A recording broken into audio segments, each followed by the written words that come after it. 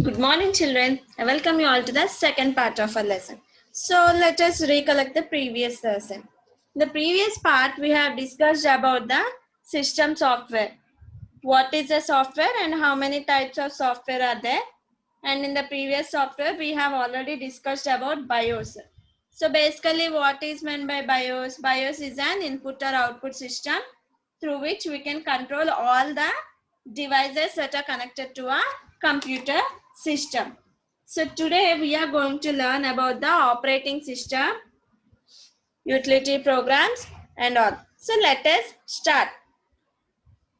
Operating system. So what is an operating system? It is a important program which will be used for running a computer system. Without an operating system, we cannot even turn on a computer system. Okay, so operating system is the most important program through which we can run a computer system.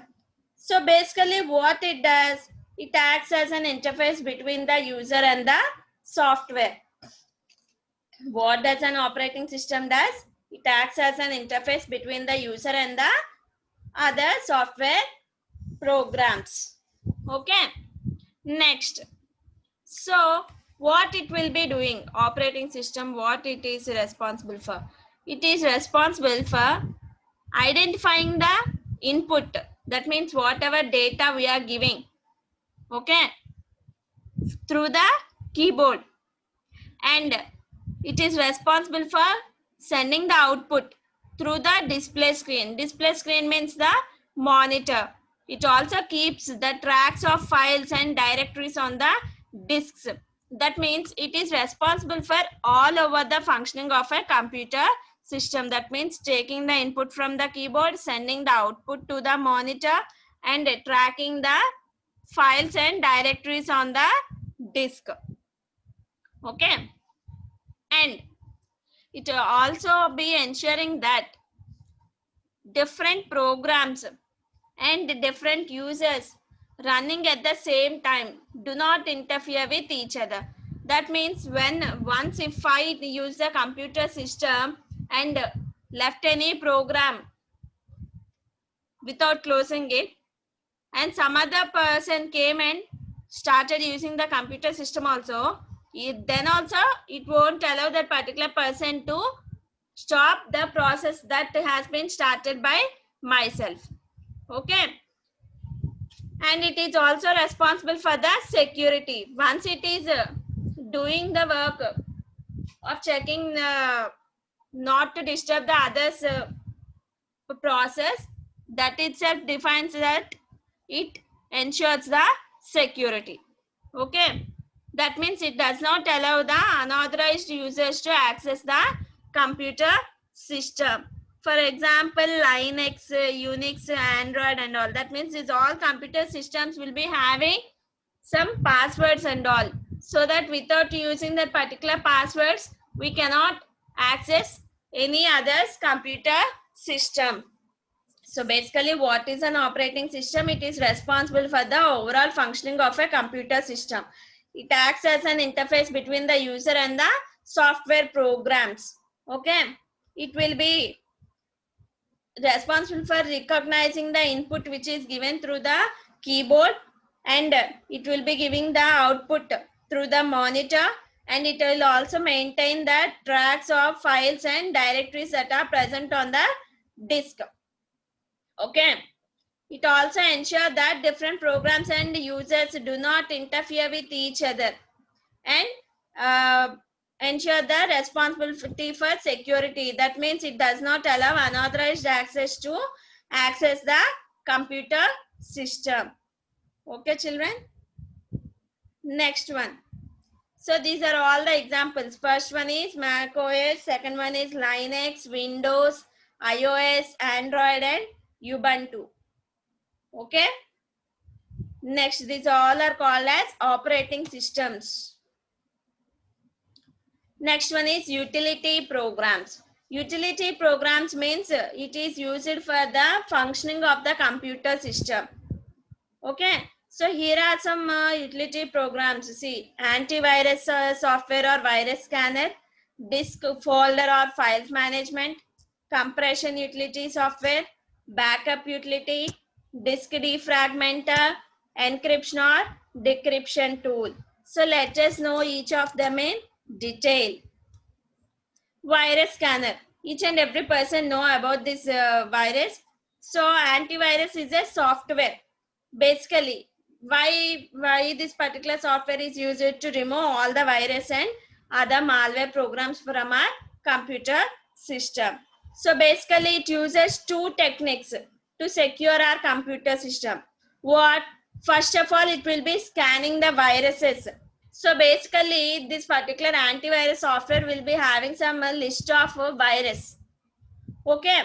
So whenever we start or we click on the scan option, it will be starting the scanning of files and it will be matching with these particular virus with the virus definition list which has been built within it.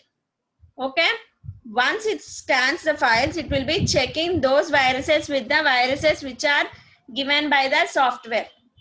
Okay. This particular antivirus software need continuous update through the internet because the particular software developers may add a new virus definitions to the particular antivirus software. So otherwise what happens? It will be becoming the older version and it may not be able to remove the newer viruses.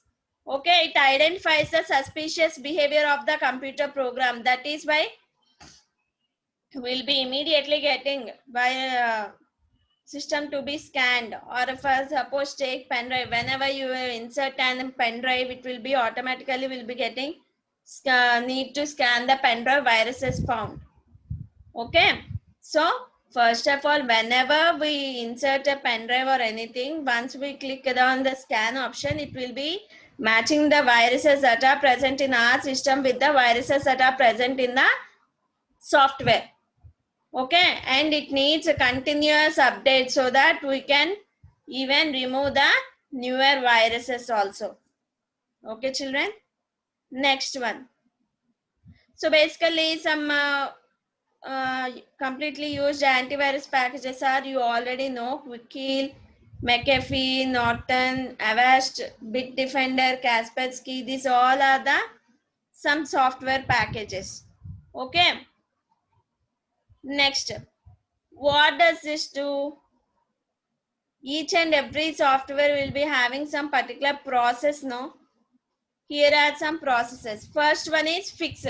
That means it cleans a files that is infected with a virus. Second one is quarantine. That means certain virus may not be completely removed. Then what this particular process will be doing? These viruses are disabled and kept in a safe place so that it cannot infect other files.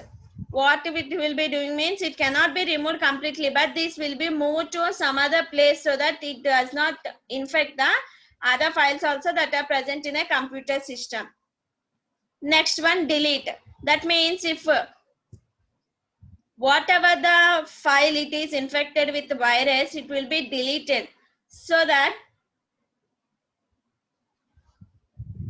it what happens once the above two options are not able to remove that particular virus, then this option will be deleting the original file also.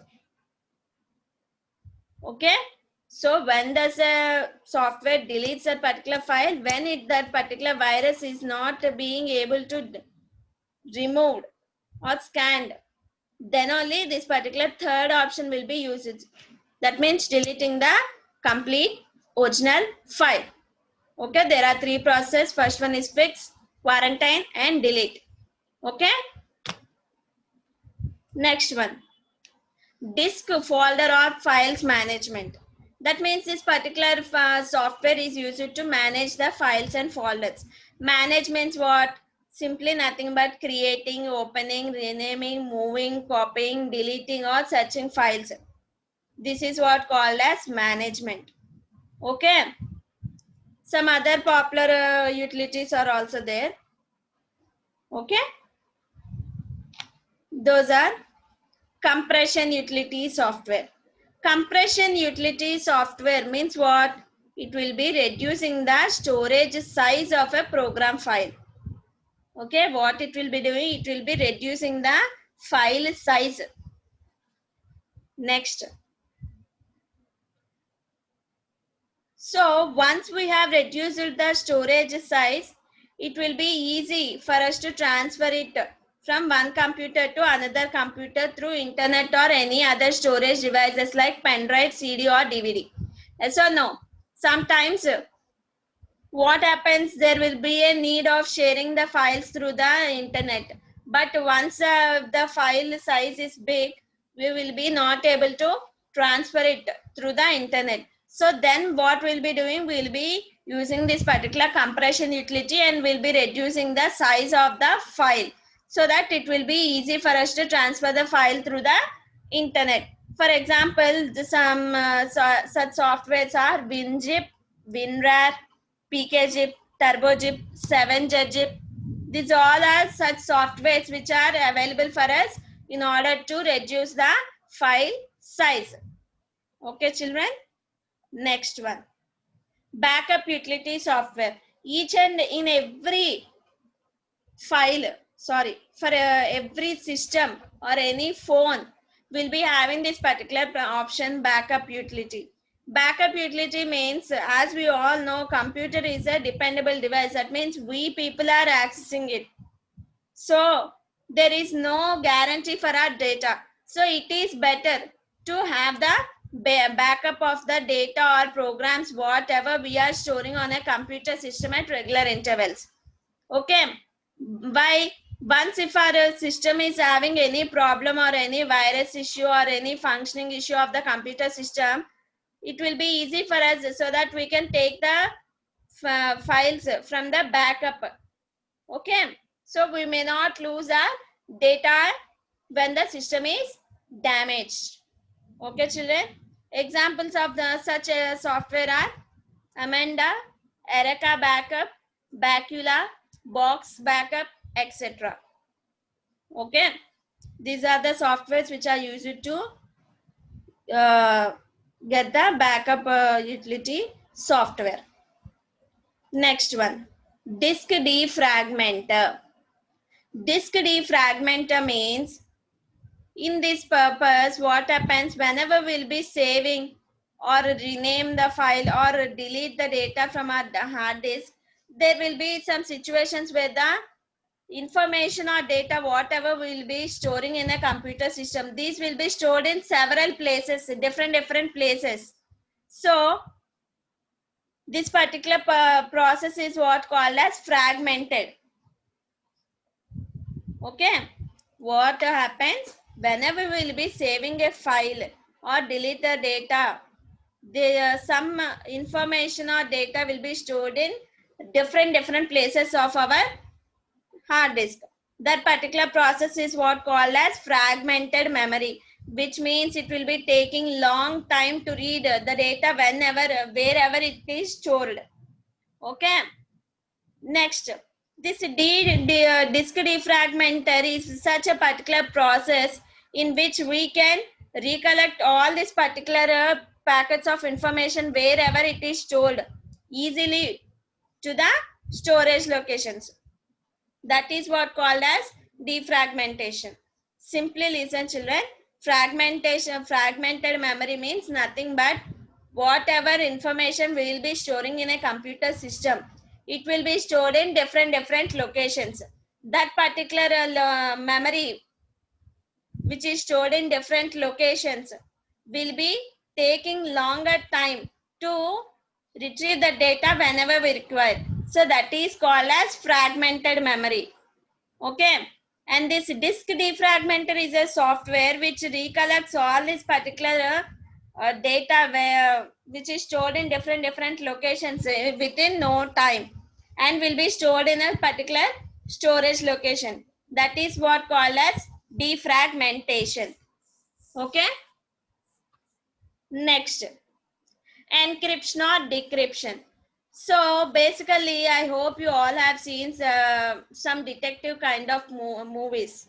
or some movies in which will be having terrorists and all. In such kinds of movies, we'll be seeing that they'll be writing some code or some numbers, and this hero or some other police person will be decoding it. It is nothing but it is called as encryption. Encryption means whatever data or information is there, it is changed into a language in which people cannot understand. Okay, what happened? Encryption means conversion of data, that is what called as ciphertext, which cannot be easily understood by the unauthorized people. Okay, decryption means it is a process in which the ciphertext or encrypted data is changed back into the original form. Okay, encryption means changing the data into a language which is not being able to understand by the unauthorized people, while decryption means changing that encrypted data into the original form is called as decryption. Okay, encryption means it cannot prevent that particular data from hacking, but reduces the chance so that it cannot be easily understood by any other persons. Okay, encryption or decryption is a good idea while in a sensitive transaction such as credit card purchase online or any other purposes. Okay, children, I hope you all understood today's lesson. If you are having any queries, you can contact me at any time without any queries or second thought. Okay, children, thank you.